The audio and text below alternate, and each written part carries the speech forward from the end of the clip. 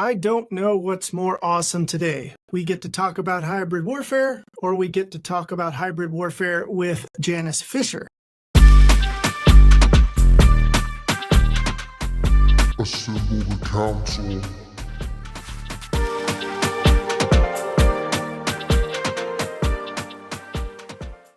Hello and welcome to episode 6 of the Cybersecurity Council podcast. I am your host, Scott Brammer. I am joined by our president, Brian Green. At the Cybersecurity Council, our commitment is to serve cyber leaders, and today is a great day. We get to have a conversation with a bona fide cyber leader and thought leader, someone who has legitimately moved cybersecurity forward at even the conceptual level, and that's Janice Fischer.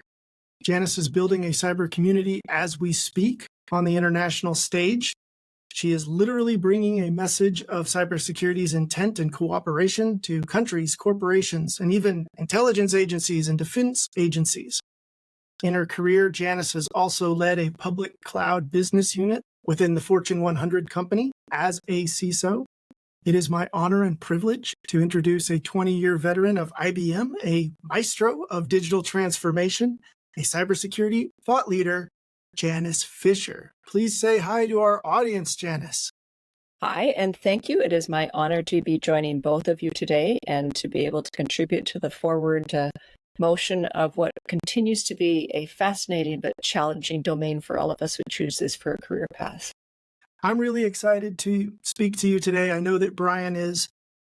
As an aside, I find any person that climbs the corporate ladder to a CISO or general manager role and then keeps going to just be an inspiring person. And you have chosen Council for Countering Hybrid Warfare, and that's who you're representing talking to us today, right?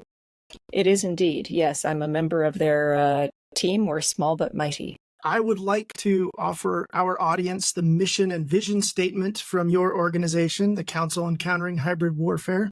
Their mission is to enhance the capacity and ability to respond to the threat of hybrid warfare through a conflict management framework, inclusive of civil society and military cooperation. The Council envisions a world where our democracies are resilient and secure, fully able to counter hybrid warfare. Janice, did I get that right? Well, you got that right, and you're just reminding me of all the work we put in to try and hone that statement, because hybrid warfare is such a broad topic that you can get lost in it, and it took us some time to say, okay, what are we really trying to advance here? So you've landed it. Thank you. Janice, take us to your cyber front. What are you going to tell us today? Well, I think there's a couple of areas that I want to make sure I cover for sure, and then I'll handle any questions that you want to throw my way to the best of my ability. The first is to make some progress in getting alignment on hybrid warfare. And that's, for me, uncharacteristically not very definitive. I'm a very definitive person, but I choose those terms because it's a broad area. It's an area that I've never seen any group completely come to agreement on the definition, and often it comes with many different names. Having got some alignment, 80% enough alignment on what it is, I then want to spend a bit of time on conflict management, because the team of people I work with, some of whom are conflict management experts, they come from deep security, negotiations, lawmaking, and other backgrounds, have lured me to this as the best way to approach it, and hopefully we'll get some insights on the what and the why. I'm not going to try and make you a conflict management expert, perhaps, but tee you up as to why you might want to go down this path in your thinking, and who you would involve should you want to go down that path. And so the first thing, and I think you've got some material that you're going to post up here either now or later, is to get a definition of hybrid warfare in front of us. Let me start trying to define hybrid warfare. I will quickly say that often people will call it gray zone conflict or liminal warfare. And if you're, what the heck is that? It is warfare that stays just below the line of triggering military engagement. Now, we carefully word our approaches here to say, of course, military is involved in this type of warfare, but we are very focused on the part that does not take place in the battlefield, because quite frankly, the military has that under control.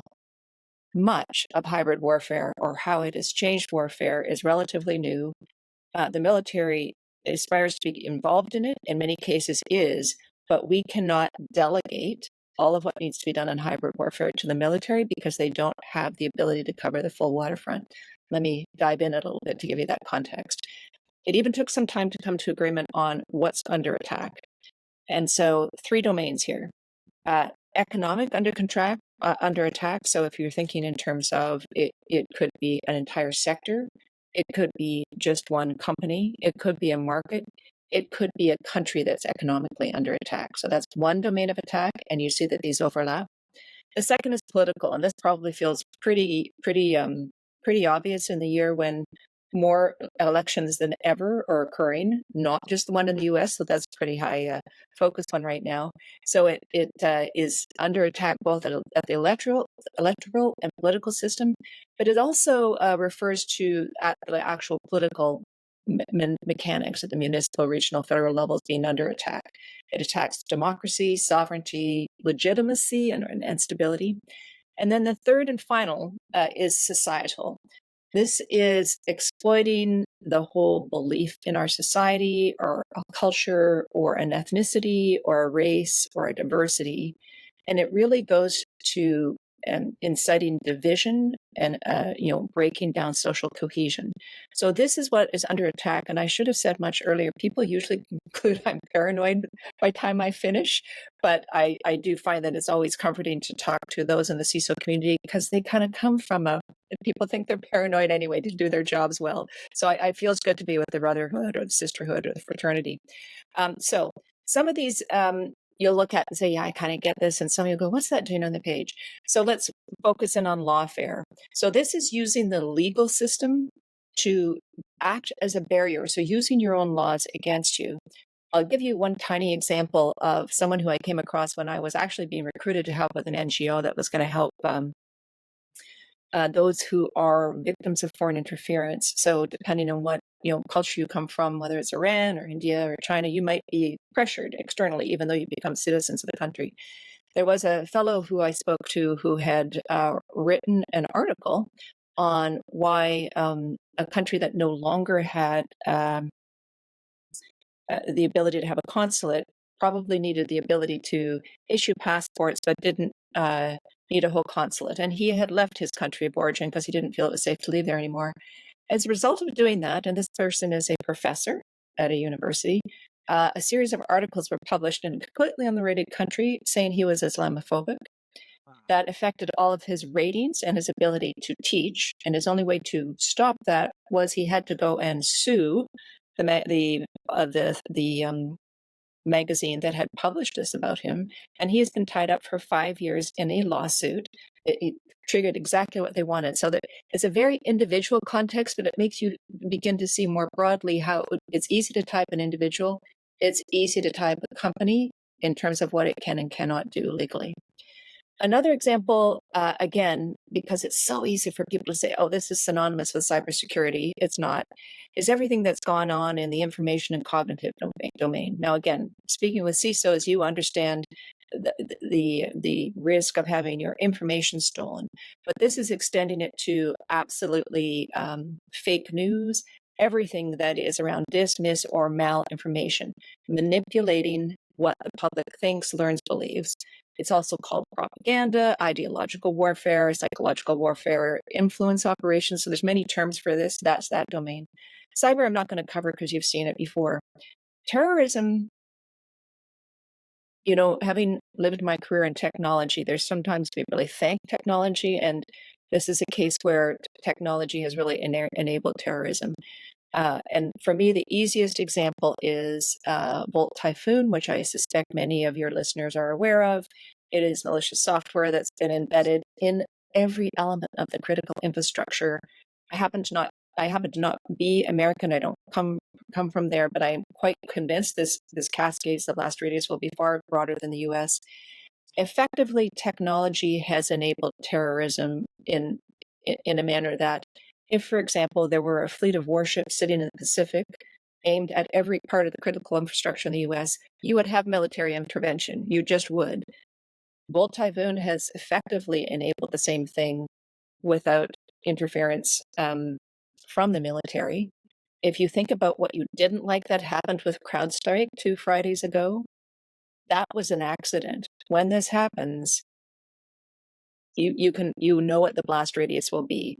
And there's a high degree of confidence in the theory that this will be triggered in the United States should China choose to invade Taiwan, because you'll be distracted on the home front. You won't have time to, and the distraction will be profound and enduring.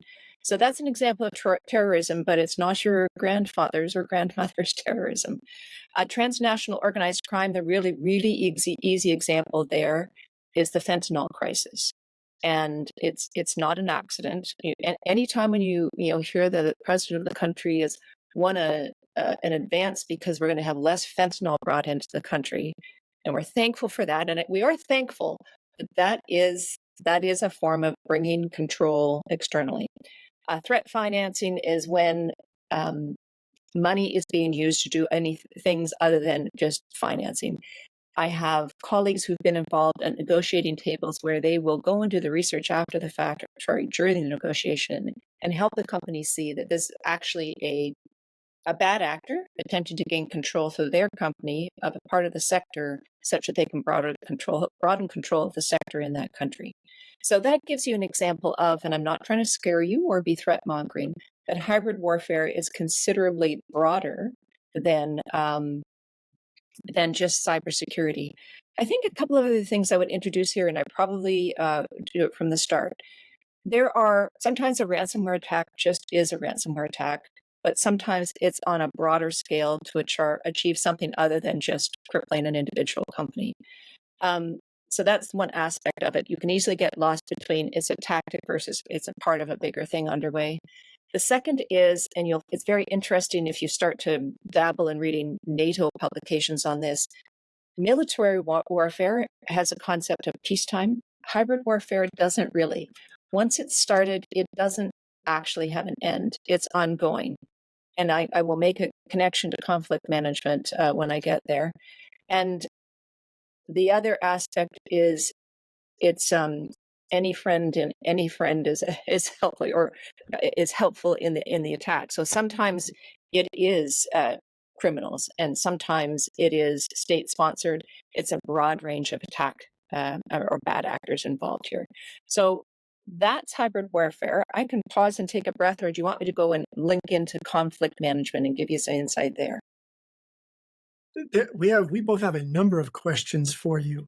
Yeah. I would Bring it like on. us real quick to back up and Sure. to ask about your overall mission, not just the Council for Counteracting Hybrid Warfare, but your role within it.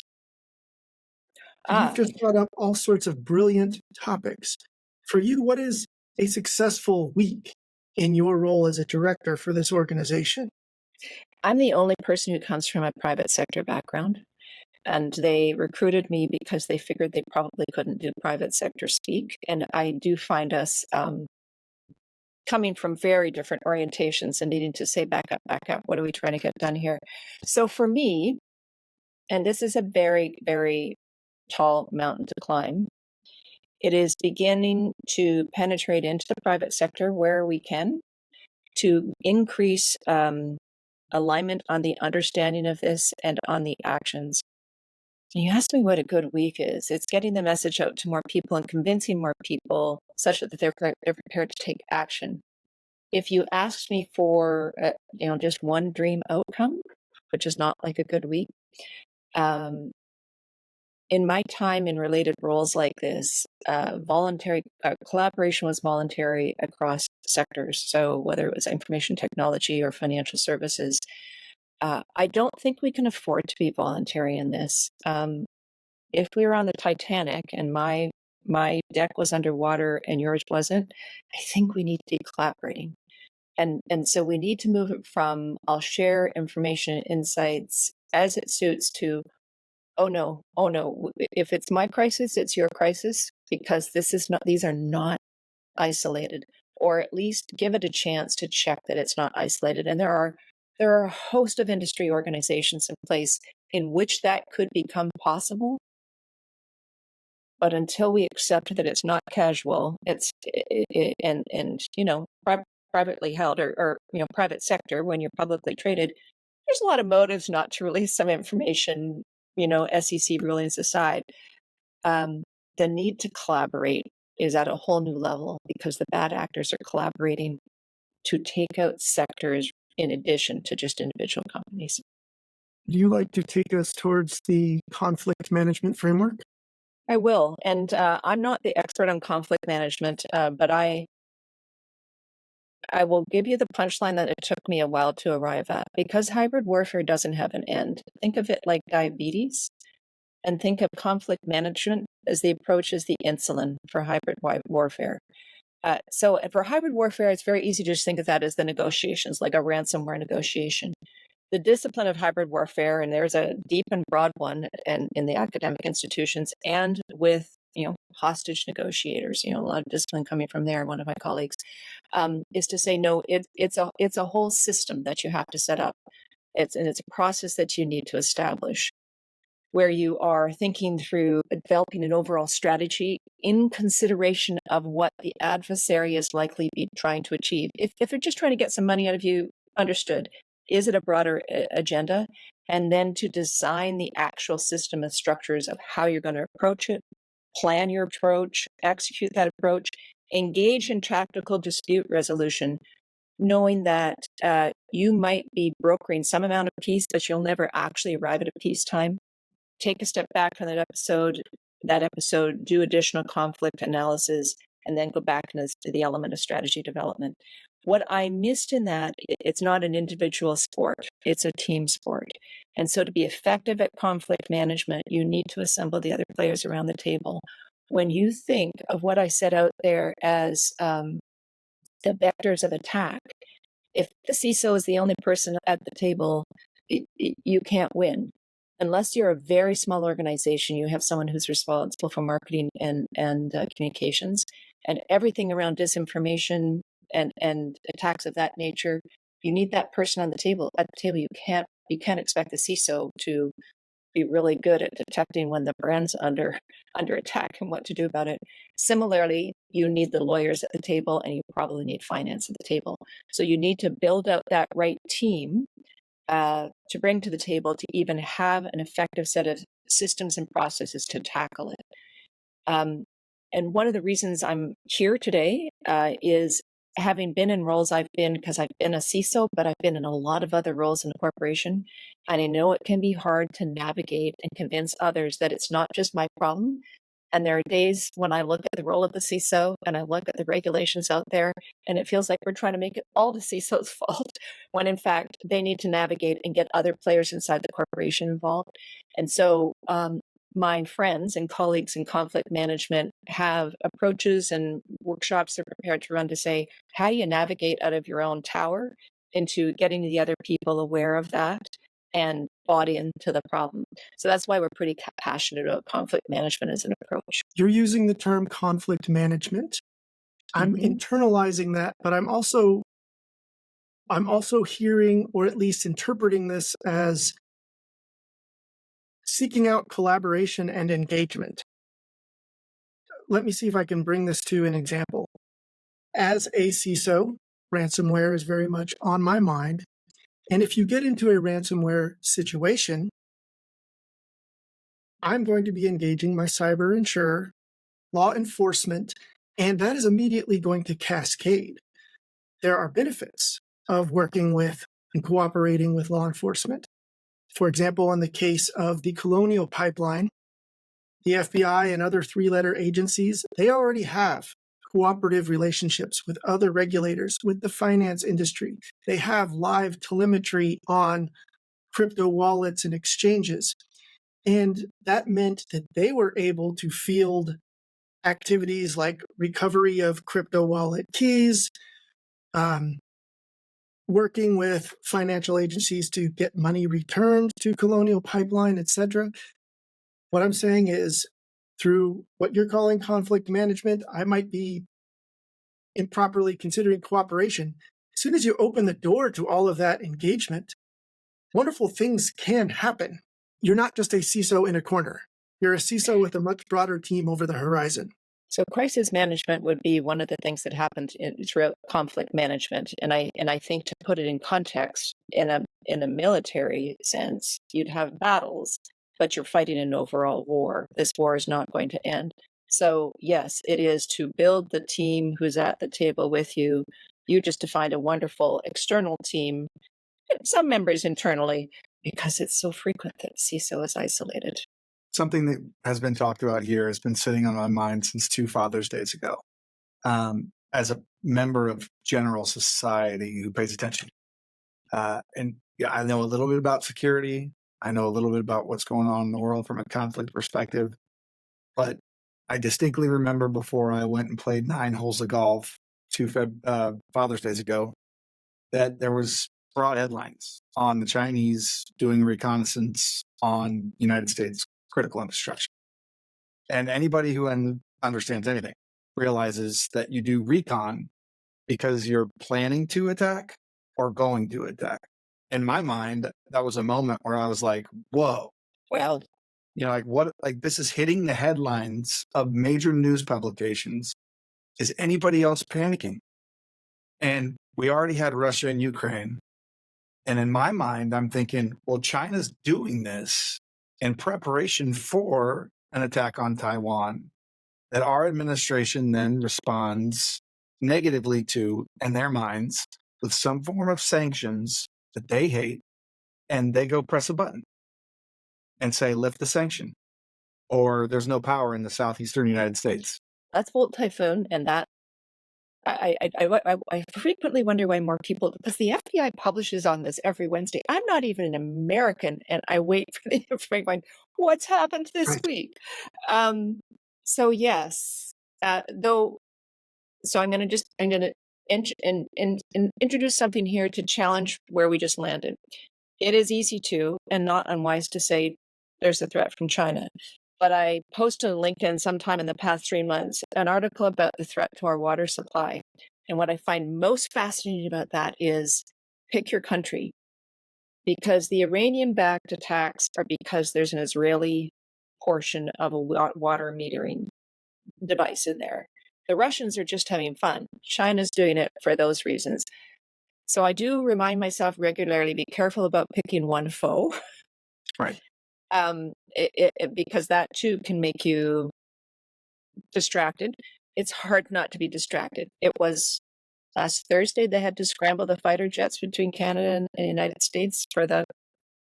And by the way, that was just practice. It had nothing to do with being on the border. Right. Okay, so it's easy to go down the rabbit hole, and it might not be wrong, but only go so far as that it's helpful. Yeah. It's less about trying to scare people and more about the reality of the situation. This is real.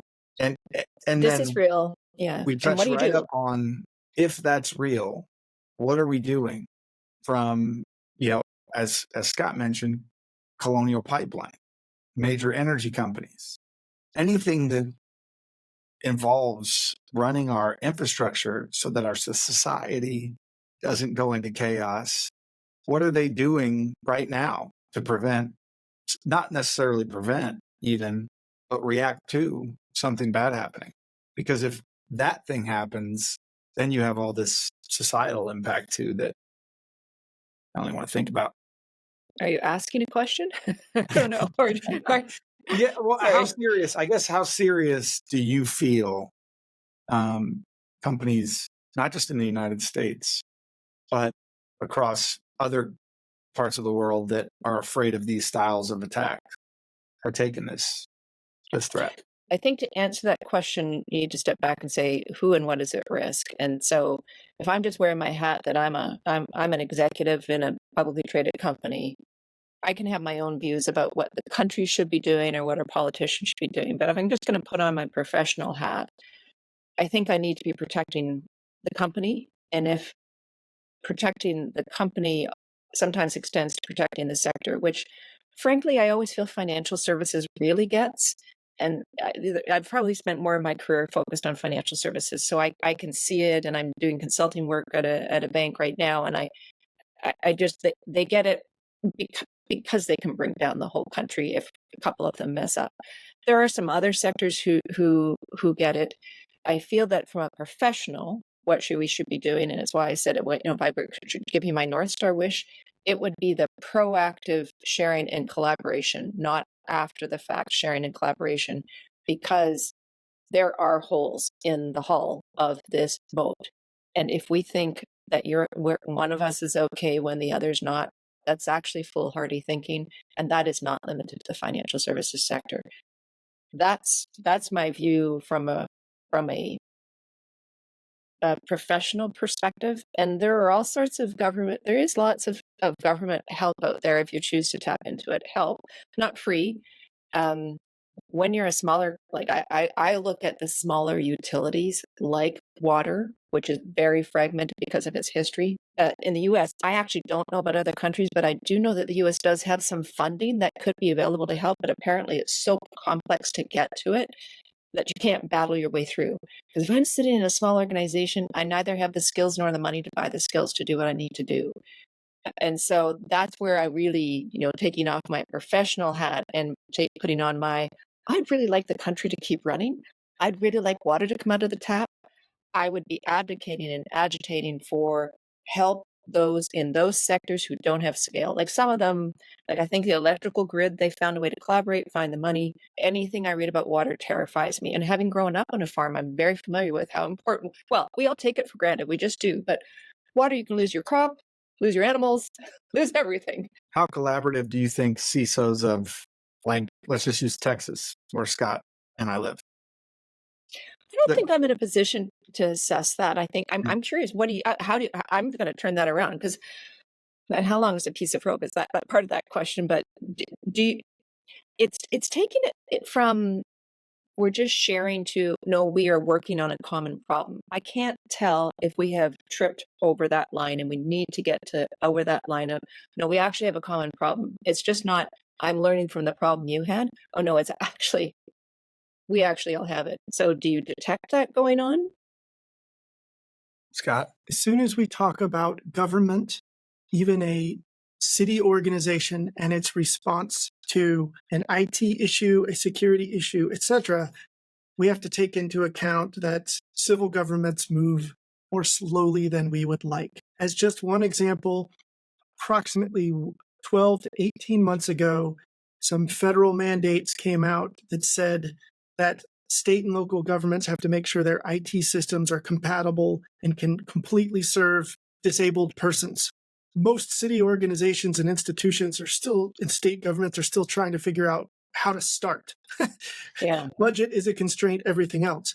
And if we offer them cyber threat intelligence, if we offer them hybrid warfare, it's just a very large sandwich. And they need to have the conversation. And all of these institutions are on the right path to mature.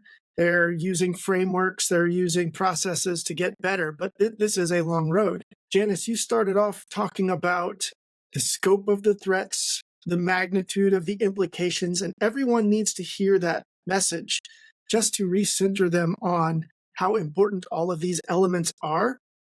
But some of our brothers, sisters, and cousins, like state governments, they need a long runway to really grow and change and adapt to the liminal element, to the subversive element, to the continuous element. If I may, there's a difference between threat intelligence and actionable threat intelligence.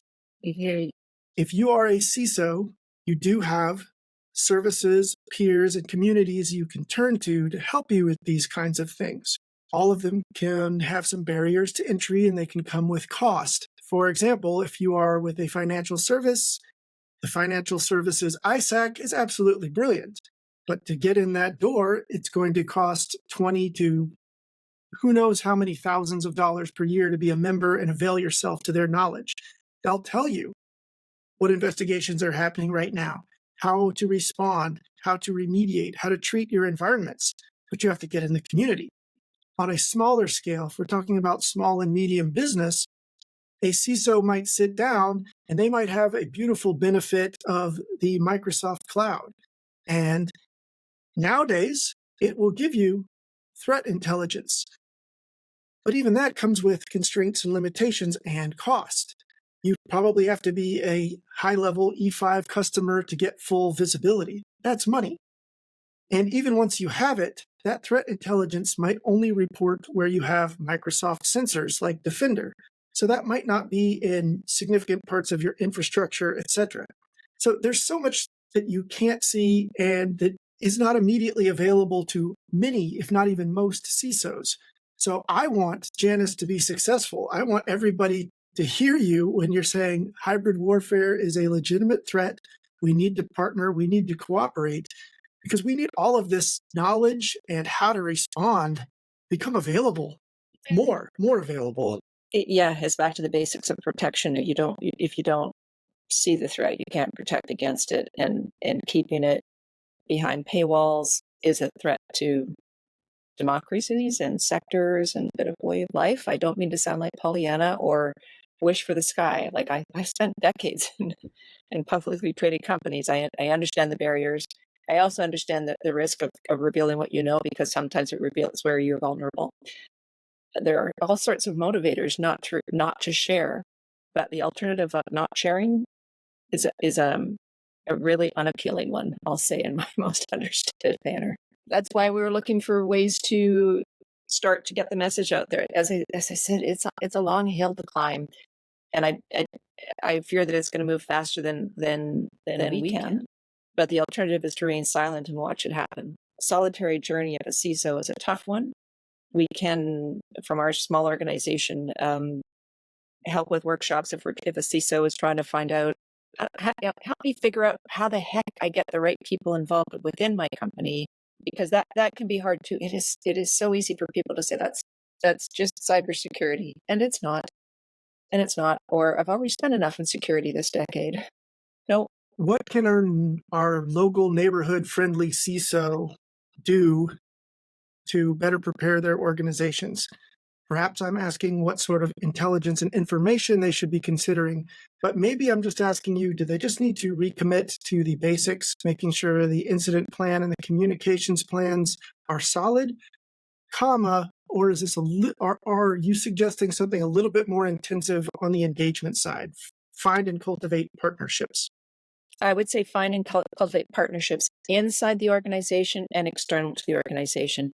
Inside the organization, because it is more than a cybersecurity threat. It could come in through the legal side first. It could come in through an acquisition or divestiture first, or it could come in as a complete attack on your public presence. And understanding the threat actor and what they're after. If you expect the cybersecurity to have perfect insight across the entire corporate plane, I know they're perfect at many things, but maybe not that. So build relationships inside the organization by raising awareness of the nature of the threat being more than cybersecurity. Seek help to do that if the help is helpful. And absolutely relationships outside the organizations of fellows in arms who are battling the same thing. Share like never before. It's common guidance in the CISO's line of work that you never want the first call to your local law enforcement agency to be when a data breach or a security incident occurs. Create those partnerships early. Yeah. Make sure that there's a healthy dialogue. I would want to offer that is insufficient. It needs to be a relationship that you are regularly investing in.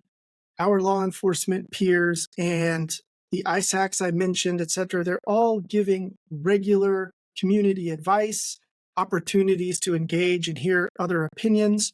You're not calling your local special agent or making sure you're talking to your cyber insurer once a year. You need to be speaking with them regularly.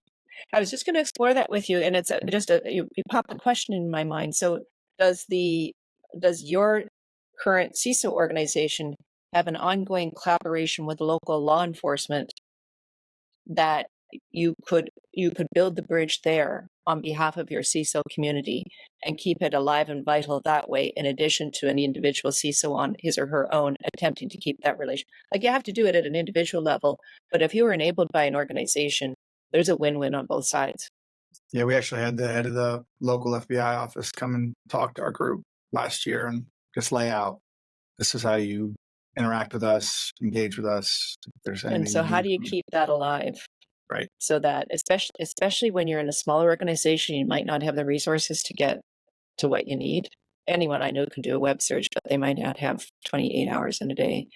I have to tell you that the attacks that I still haven't quite got my head around is the number of libraries that have been attacked and what's the motive behind that. Because yes, many libraries brought down for nominally for ransomware, but how much money does a library have? Right. And the brainstorm I've done with more knowledgeable people is libraries are a great place for people who are more challenged economically, may not have a home to access the internet. So they are a powerful connection for those who don't have connections. And it's a good way to hack away at the societal confidence if you disrupt access to the internet for that segment. I don't know. It's one theory, but you've triggered it by talking about the cities. The library should collaborate on this one as well. I still, you're looking puzzled. Really? I don't know. I don't know why they're attacking the libraries, but they are. I just can't. They don't seem it can't be that flush with money. So there's got be another motive. Been a lot of hospitals lately too. Hospitals, but that is absolutely to disrupt our societies, our democracies. Yeah. I can tell I'm a bit of a defender of democracy in my own head. For the period of time I was a CISO, I felt like I was fighting a lone battle, and I don't think it's got any easier. And so helping CISOs know how to find each other, but helping them to find their allies inside the organization is something we're prepared to help try and triage with them. Just because I've got some folks who are experts on that. But what other questions might help? Third-party risk management, supply chain management. How can a CISO or a governance organization assess hybrid warfare threats in their third parties and supply chain? Do you have some leading advice? Would you want to start with conversations and dialogue with your primary partners, or is this something that you should do internally? So I would say you can't start that journey until you have your own house a little bit in order. So if you think through the threat vectors of hybrid warfare that I talked about a little bit earlier, which ones am I worried about? And what do I feel are my exposures? This is no different than what you do for vulnerabilities, by the way. It's just apply it to a broader set of what are my exposures, what are my risks, what are my priorities. I would then apply that to what is my supplier set and which ones have the highest chance. Like I'd look at what am I worried about in hybrid warfare for my organization? Which suppliers have the highest propensity to have a risk in that? And then I would put it through normal organizational third-party risk management discipline of, I expect to see this in the contract. I expect to see this in our governance. Whatever you have for third-party management, third-party risk management, I would augment that with the elements of hybrid warfare threats that you did not previously had included. Because I bet you've got the basics in there for cyber and managing with your third parties. I would augment it by anything else. Communications firms, legal firms, providers, that's how I'd approach it, is take what's a priority for me, having broadened my lens from cyber to hybrid, and apply it into the governance for third parties. In one of your recent articles about hybrid warfare, you wrote that truth is often the first casualty. And earlier in our conversation, you brought up misinformation. If we go to the small and medium business level, how should companies prepare themselves for contending with misinformation? Is it just a social media thing? Should it be part of communications plans and incidents plans? Or is there something else that you think should be considered? I do have a strong bias here that this belongs with the communications. Like, if it's only 3 of you in the company, you might also own that as the CISO role. But if you're a little bit bigger, the CISO is never going to be the expert at that. And someone worries full time, loses sleep over our public presence. I cannot envision a scenario, because I've been a general manager. There's no scenario I would not want the communications person to lose sleep over it. Not my cyber guy or gal can help them if that's what they need help with. But it's first, what's the nature of the problem? How big is it? Where's it coming from? Then call a friend for help. But it has to be with communications. I really like that answer.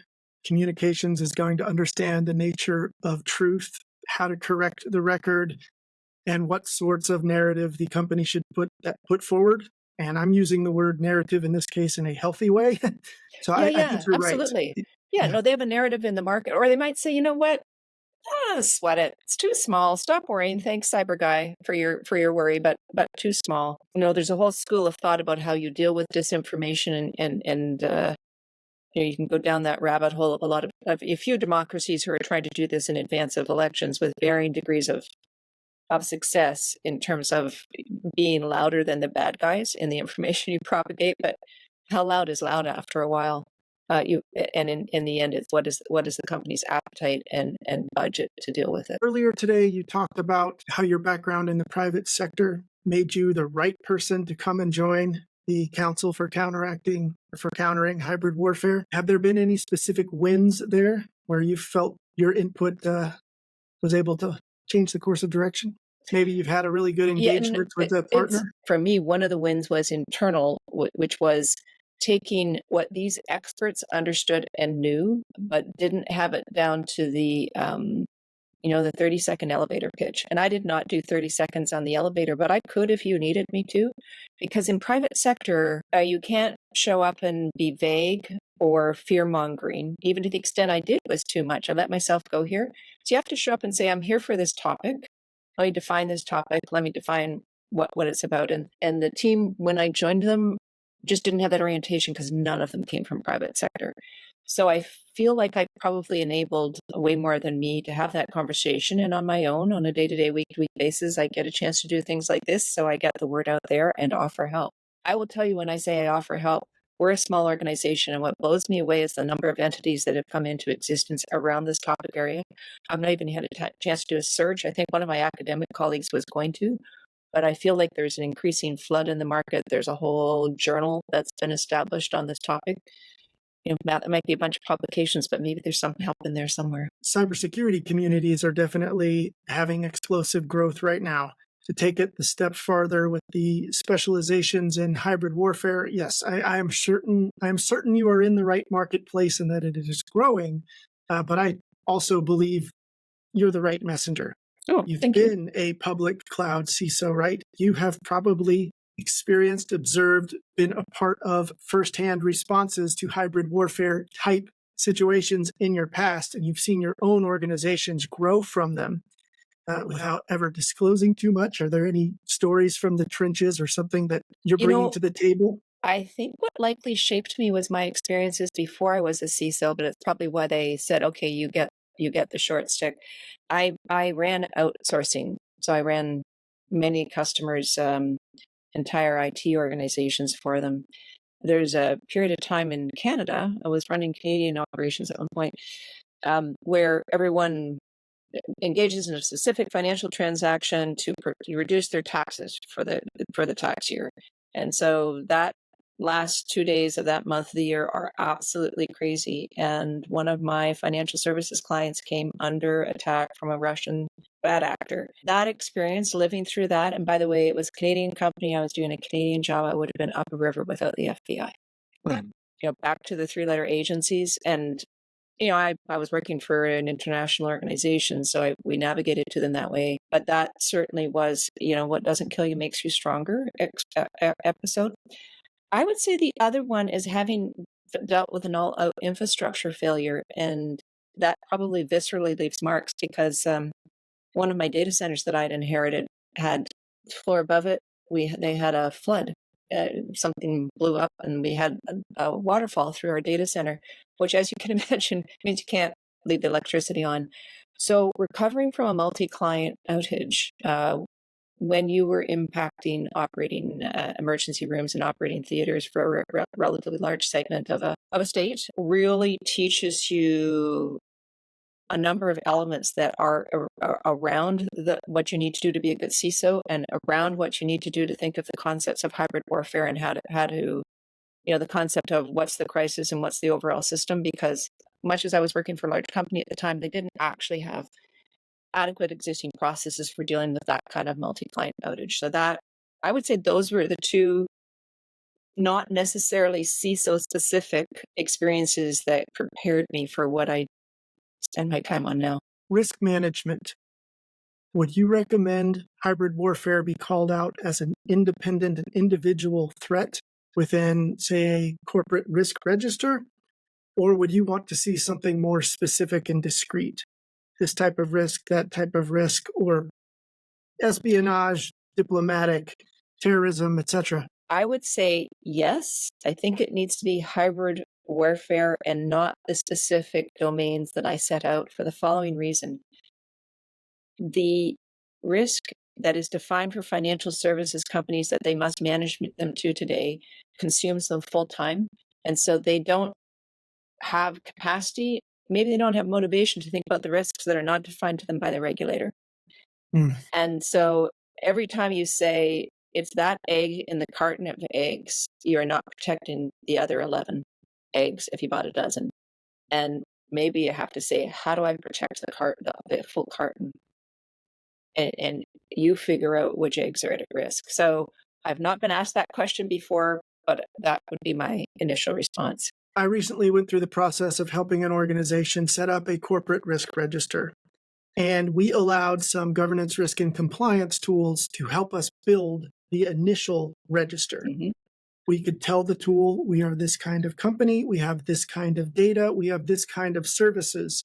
And it would just spit out for us a generic list of risks. In our case, we had something like 54, 55 risks just right out of the bag. Hybrid warfare is not called out individually within them, but some other adjacent things are there. Obviously, the treatment for a lot of this is having a quality incident response plan, doing your drills and simulations to make sure that what you believe you're going to do is actually viable and that people aren't going to drift off course in the process of trying to execute. So a risk register can help, but as a CISO, I'm always just enormously practical. What is my incident response plan telling me to do? What is the communications plan telling me to do? How do we properly escalate and attend to the organization? And I think there's a couple of themes that you've brought to the table with everything you've said. One is cultivate the partnerships, make sure everybody is engaged and that you have open lines of communication. But I've also heard another theme from you of not necessarily going back to basics, but just refine what you have. Yeah, I if I didn't say that clearly, refine what you have. It doesn't. This is not abandon your current methods. It's recognizing two things: one, you can't row the boat alone, and two, there may be a broader agenda at play than what might be obvious from the incident you're dealing with at the moment, or the reputational attack that might at first blush appear unrelated. Are you expecting any big changes for your council between now and the end of the year? I actually want to take a dose of our own medicine that I just gave you, and I want to go build some external relationships because I see so much growth in organizations on this topic. None of us is as strong as all of us. I'd rather collaborate and do the things that we can do well to contribute to others doing their things well. What's that line? If you want to go fast, go along, go alone. If you want to go far, go together. Thank you, Janice Fischer, for offering us a vision of hybrid warfare, for being here representing yourself as the director for the Council on Countering Hybrid Warfare and Hybrid Warfare Threats. We're graciously accepting your advice.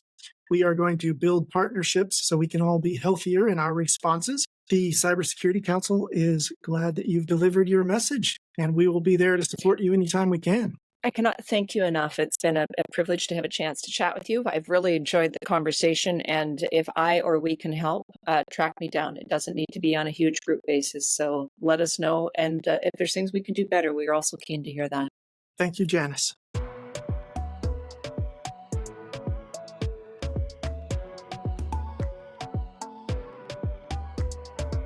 Welcome to the Cybersecurity Council. This council strives to showcase unique cybersecurity leadership stories. Its mission is to demystify and simplify cybersecurity across the entire business landscape. Best practices, lessons learned, operational recommendations, it's all here. Brought to you by the Cybersecurity Council, LLC, Brian Green and myself, Scott Brammer, will be your hosts. We have come in from the cyber wilderness, not just to share what we have learned, but to find and elevate some of the most important voices in cyber. Brian is a former Division I college football player who has experience across many cybersecurity software startups. He has a successful exit on his resume too. He's also the founder and president of this very community, the Cybersecurity Council. Myself, Scott Brammer, I'm a former Marine and active CISO, and I have 3 patents in cyber and risk. As hosts, we are here to elevate best practices and strengthen the cyber community, both for the community itself and its allies. The Cybersecurity Council has had auspicious beginnings here in the Austin, Texas community, but we are already going worldwide. Everyone should be a cyber practitioner. The views expressed on this podcast, either by us or by our guests, are our own, and they do not necessarily reflect the view of our organizations. This podcast is intended as a forum for professional knowledge, but it is not legal or regulatory advice. Always consult your legal professionals for legal and regulatory matters. And now, Assemble the council.